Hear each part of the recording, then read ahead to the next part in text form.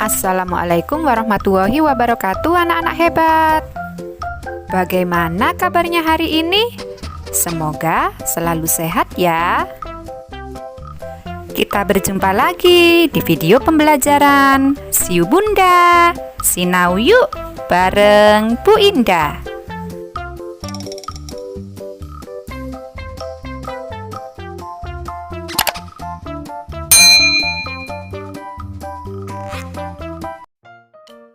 Pasti sudah siap belajar ya anak-anak hebat kelas 5? Yuk disiapkan dulu buku-bukunya dan kita berdoa terlebih dahulu sebelum belajar.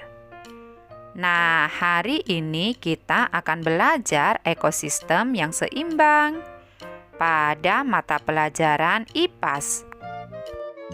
Tahukah kalian apa itu ekosistem anak-anak hebat? Ekosistem adalah interaksi antara makhluk hidup dengan lingkungannya.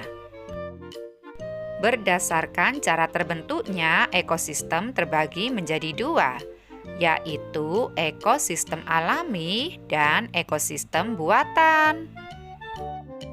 Nah, ekosistem alami yaitu ekosistem yang terbentuk tanpa campur tangan manusia. Contohnya, hutan, laut, dan gurun. Sedangkan ekosistem buatan yaitu ekosistem yang dibentuk oleh manusia. Misalnya sawah, kolam ikan, dan taman. Selanjutnya kita akan belajar komponen-komponen ekosistem ya anak-anak hebat. Nah, di sini ada dua komponen ekosistem. Yang pertama komponen biotik, yaitu makhluk hidup. Contohnya tumbuhan, hewan, manusia, jamur, dan bakteri. Lalu yang kedua komponen abiotik, yaitu benda tak hidup.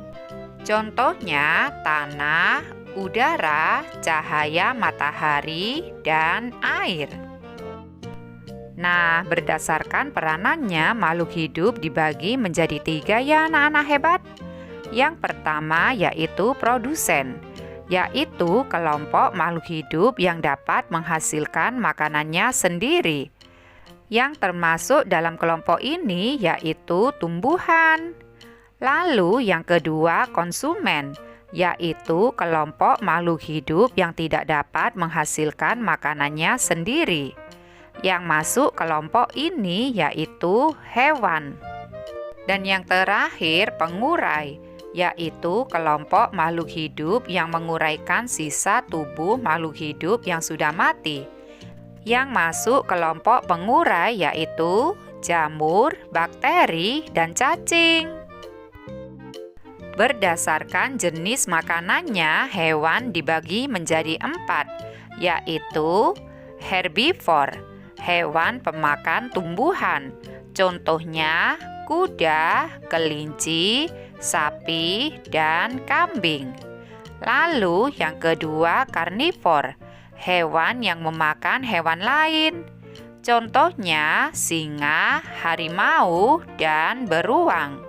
Selanjutnya ada omnivor, yaitu hewan yang dapat memakan tumbuhan dan hewan. Contohnya ayam, tikus, dan bebek. Dan yang terakhir insektivor, yaitu hewan pemakan serangga. Contohnya cicak, katak, dan landak. Tahukah kalian anak-anak hebat, dalam suatu ekosistem makhluk hidup berinteraksi dengan makhluk hidup lainnya. Interaksi makhluk hidup dalam ekosistem dibagi menjadi 3 ya anak-anak hebat. Yang pertama ada simbiosis, yaitu hubungan antara dua makhluk hidup yang saling mempengaruhi satu sama lain. Lalu yang kedua predasi, hubungan predator dan mangsanya, di mana predator memburu dan memakan mangsa untuk bertahan hidup. Misalnya, singa merupakan predator yang memburu hewan herbivor seperti rusa. Dan yang terakhir, kompetisi, yaitu persaingan antara dua atau lebih makhluk hidup untuk mendapatkan sumber daya yang sama. Misalnya, pohon di hutan saling berkompetisi memperebutkan sinar matahari dengan cara tumbuh tinggi. Nah, simbiosis dibagi menjadi 3 ya anak-anak hebat. Yang pertama ada simbiosis mutualisme, yaitu hubungan antara dua makhluk hidup yang saling menguntungkan. Contohnya, lebah mendapatkan nektar dari bunga. Sementara itu, tumbuhan dibantu penyerbukannya oleh lebah. Yang kedua, simbiosis komensalisme, yaitu hubungan di mana satu makhluk hidup diuntungkan, sedangkan makhluk hidup yang lain tidak diuntungkan ataupun dirugikan. Contohnya, tumbuhan paku yang menumpang hidup di pohon untuk mendapatkan sinar matahari dan tempat berlindung. Sementara itu, pohon tidak diuntungkan ataupun dirugikan. Yang terakhir, simbiosis parasitisme, yaitu hubungan di mana satu makhluk hidup diuntungkan dan makhluk hidup yang lain dirugikan. Contohnya yaitu nyamuk menghisap darah pada tubuh manusia.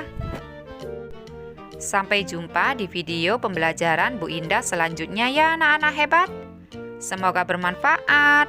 Wassalamualaikum warahmatullahi wabarakatuh.